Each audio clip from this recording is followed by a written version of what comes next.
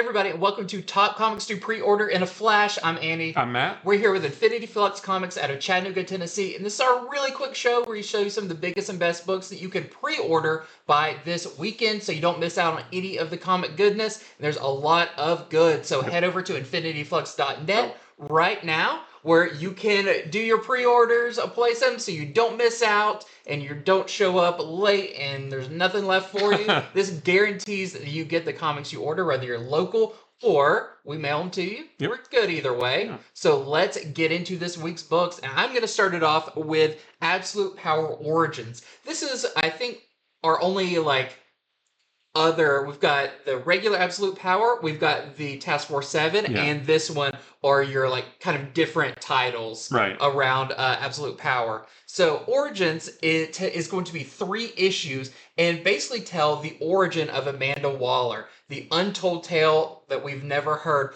What made her hate superheroes as much as she has? How does she go from a regular woman who then loses everything? I'm guessing it's because of a superhero incident. And that forces her to say never again. So it'll be very interesting to see how this unfolds. And are we going to have any sympathy for her? I don't know. It's going to take a lot to do that. But I think it's going to be really fun.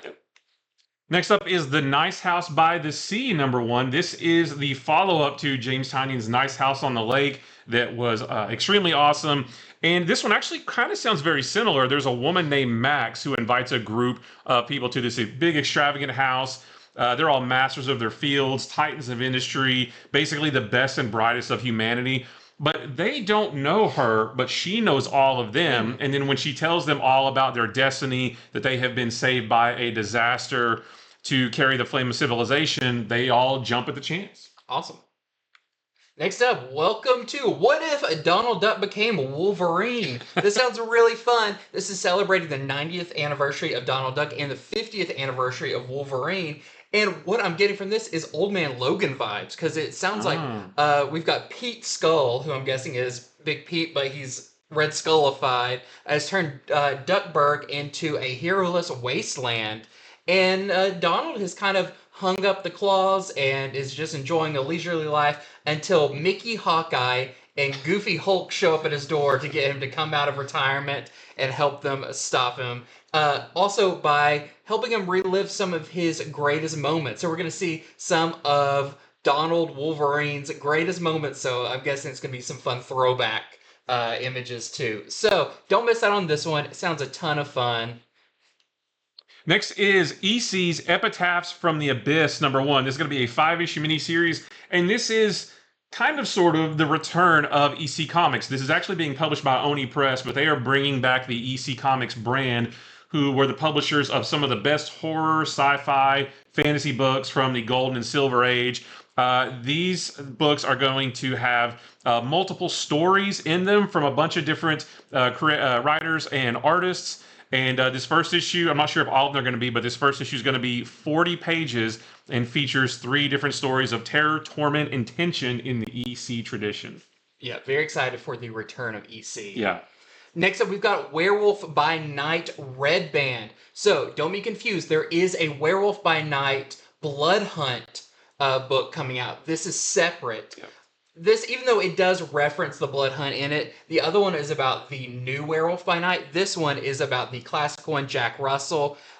He is just trying to live a simple life, kind of off the grid, all of that. But when the Blood Hunt starts, it's going to turn his world upside down. New enemies hoping to extract a pound of flesh, literally from him, is going to kind of drag Jack Russell as Werewolf by Night into the action once again.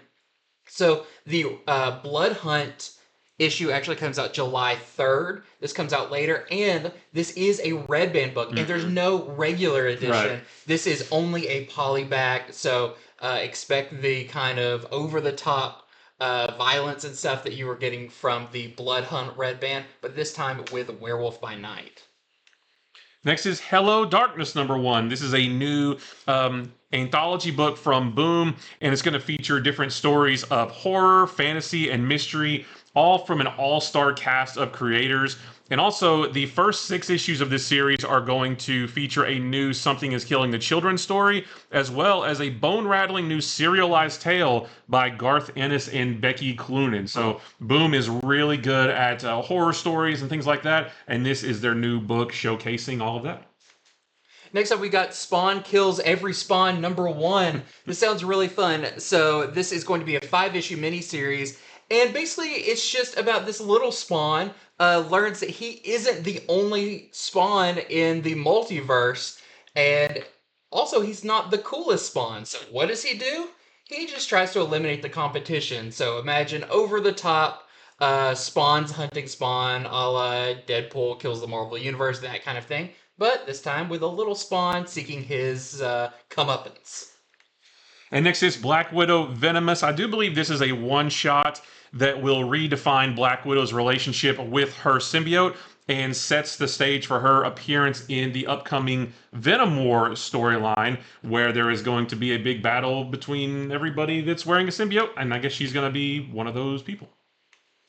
And next up, we got Arkham Horror Terror at the End of Time. So if you're familiar with the Arkham Horror role-playing game, the tabletop game, this is along the lines of that universe. And in this, we have our main character, Jenny Barnes, who is an adventuring socialite. Everything's going good until her sister gets kidnapped by cultists. She actually manages to fend them off, and they're horrible monsters they have, but the priestess goes away with her sister, and so Jenny has to go to a detective who doesn't necessarily believe her, but they'll have to work together to figure out what went down in Arkham, Massachusetts, and horror ensues. So it sounds really fun, and I love the Lovecraftian horror, and this is by Cullen Bunn, who does it like no other.